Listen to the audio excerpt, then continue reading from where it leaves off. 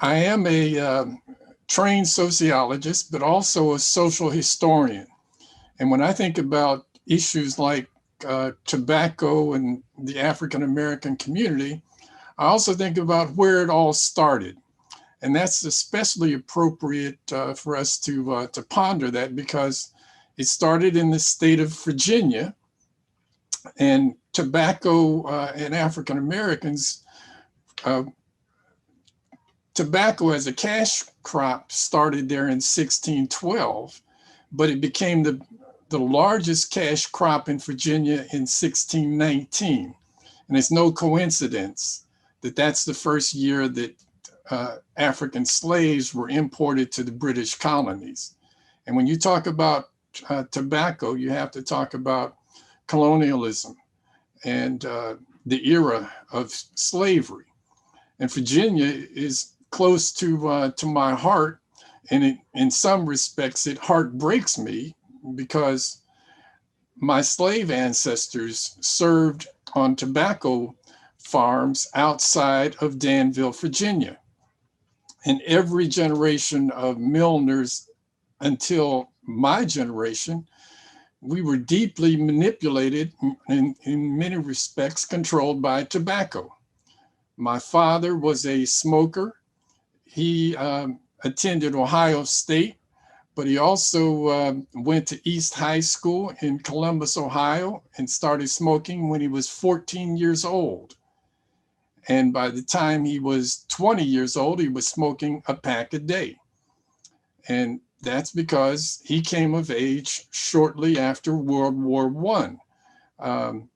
And cigarette use exploded with the war. World War I, soldiers got free cigarettes, and African Americans were deeply involved in that. At any rate, I came of age being well aware of tobacco and our connection to it because I was well aware about slavery. But slavery and tobacco go together.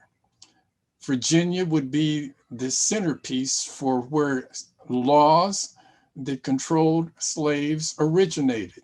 And then they would spread throughout the South and then throughout the country and ultimately throughout the world.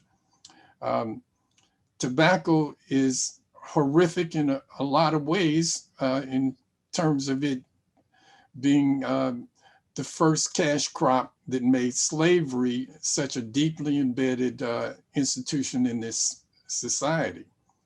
And when we think about Virginia, we also have to ponder that 4 of the first 6 US presidents came from the state of Virginia, and they all had many things in common.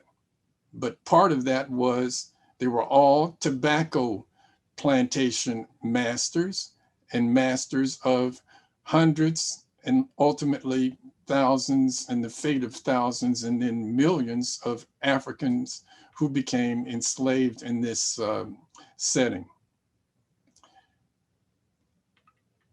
In a few more minutes, you'll be seeing some videos that also deal with the culture of manipulation. And that will focus on the role of music and musicians and the legacy of jazz in this tobacco kind of approach to life. So as you see that, also do a couple of other things. Think about the impact of tobacco in all its various forms on life expectancy. In the video, you'll see some marvelous jazz performers, but each and every one of them was exposed to tobacco in the nightclub business. And the secondhand smoke is also something to ponder. My father, coming of age in the 20s, 30s, and 40s, had a life expectancy that he never came close to.